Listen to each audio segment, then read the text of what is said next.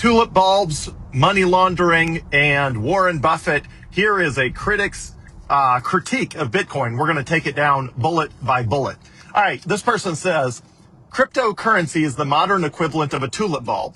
All right, remember, tulips do not have any monetary properties. They are not durable, divisible, portable, scarce, fungible, authenticatable. You can go look at the Bitcoin First Revisited report by Fidelity. Just type Bitcoin First Revisited.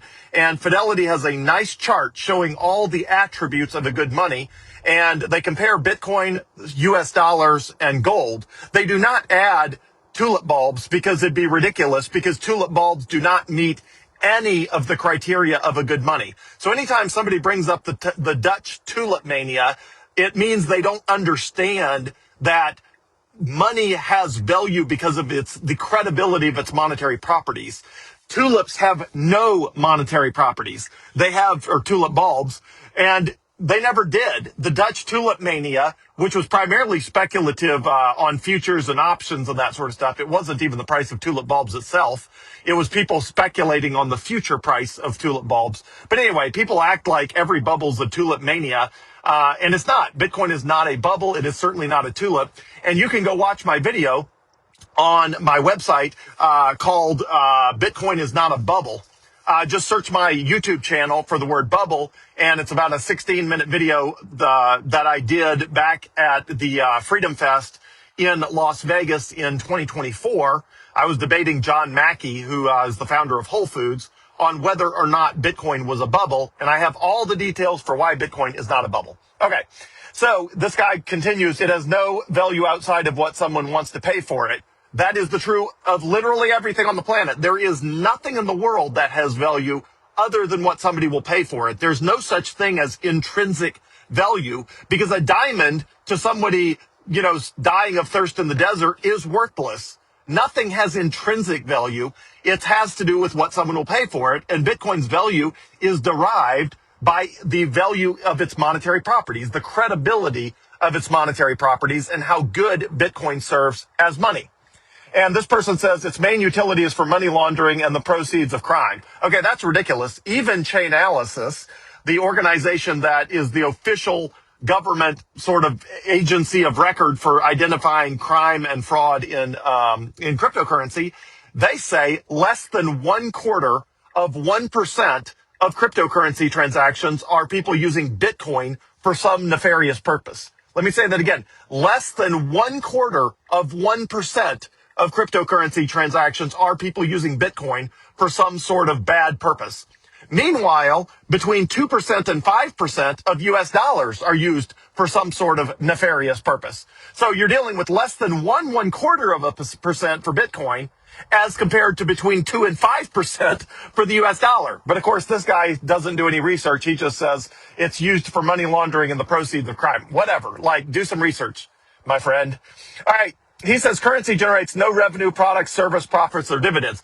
That's the point. You do not want your money generating profits. Otherwise, your money is going up in value based on an earnings call. You don't want anyone in charge of your money. You don't want your money to have a product or a service or dividends or profits, because it means that the value of the currency is going to be all over the place based on the execution of a very small number of people. That is not what you ever want with a currency.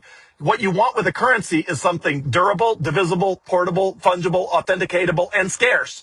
That's what you want. You want the core fundamental properties of money, and that is what you value in a currency. A currency derives its value from the credibility of its monetary properties. Those are very important words to remember. The credibility of its monetary properties. Three major words in there. The credibility of its monetary properties. That is where money gets its value. And the main attributes of a good money are divisible, durable, portable, fungible, authenticatable, and most importantly, scarce. If a money has the other attributes, then it derives its value from being scarce. But first it has to be divisible, durable, portable, fungible, authenticatable, and then it derives its value from being scarce. And on all of those attributes, Bitcoin is superior to anything else in the entire universe. All right, This guy says investment in any currency is simply a bet that the currency will rise against the currency of your own nation.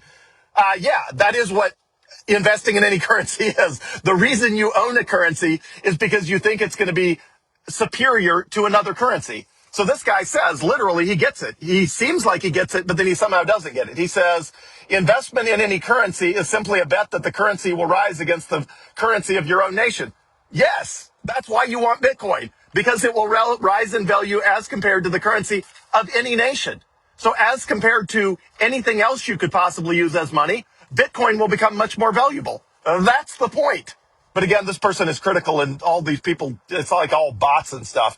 Anyway, he said, smart investors don't gamble, they invest. That's right, which is why you study Bitcoin and you understand that it derives its value from the credibility of its monetary properties, that it has superior monetary properties to anything else that exists in the world, and therefore will go up in value as compared to anything else in the world until it is fully monetized, meaning everyone in the world uses it as money, right?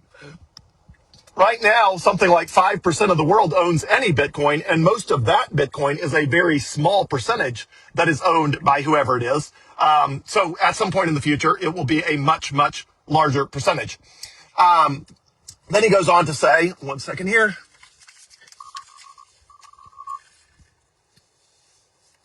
Sorry, I'm navigating some especially complex traffic here. Give me one second.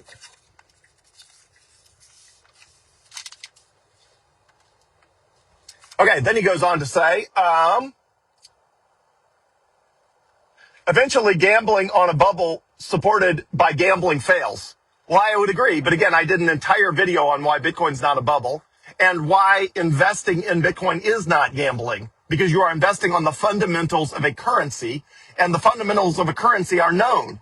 It is the credibility of its monetary properties, which are divisible, durable, portable, fungible, authenticatable, and scarce. So if you're investing on those attributes, then you're investing similar to how good of an electric car does Tesla make? I'm driving one, right? I mean, Tesla makes an incredible electric car, and if you understand electric cars, it makes sense to invest based on the merits of the probability that Tesla will succeed in making electric cars. That's what you're investing on with Bitcoin, the merits of its monetary properties beating out all other currencies. And last up, this guy says, just ask Warren Buffett about crypto. Yes. Anytime you want to know about the very latest technology, ask somebody who's 96 years old and has purposely avoided new technologies during their entire investing career. Warren Buffett has said he avoids new technologies. He avoids internet stocks. He avoids he just doesn't do new tech stuff. So this person says, hey, if you want to know about Bitcoin, you should ask Warren Buffett. Why would you ask Warren Buffett about Bitcoin? He specifically says he avoids new technologies, and he doesn't like investing in stuff that involves the internet or that involves, new technologies and stuff like that, which he has avoided for decades, which is why, Berkshire Hathaway, his company, avoided pretty much all of the Magnificent Seven stocks until they were much later in adoption, because he just avoids stuff like that. So once again, here's another critic. How much time has he researched Bitcoin? Bitcoin, 0. How much time has he spent on my Facebook page or my YouTube channel Googling any of the words he used? See, he could get on my YouTube channel and he could keyword search the word tulip or the word bubble, or he could use the word utility, or he could use the word crime, or the word dividends, or the word investment, or the word, literally any of the big words, gambling. He could use Warren Buffett. He could use any of the big words in his comment on my YouTube channel, and I've got videos that explain exactly what it is that makes Bitcoin valuable and why all of his critiques are not accurate. But of course, he doesn't have any time to do that. He just has time to comment on my Facebook page, but not any time whatsoever to ask any of those questions. He doesn't even have to spend his time on my YouTube channel. He can plug literally his critique into Grok or ChatGPT or any other AI engine and say, hey, please critique my opinion of Bitcoin. And any AI engine will tell him all the reasons he's wrong. But once again, he doesn't have time to copy and paste his comment into an AI engine. He just has time to put comments on my Facebook page, which is fine. But why would you not do the research? Like, if you have a critique about something, why would you not stick it in AI? Why would you not stick it in Google? Why would you not stick it on my YouTube page and find out that there's a good answer for every one of those things? It's just not that hard. So that's a critique. That's all I had time for today. Hopefully I'll have time later for some more videos, but I only had time for a short one, and this was the one at the top of my stack. So enjoy and have a great day.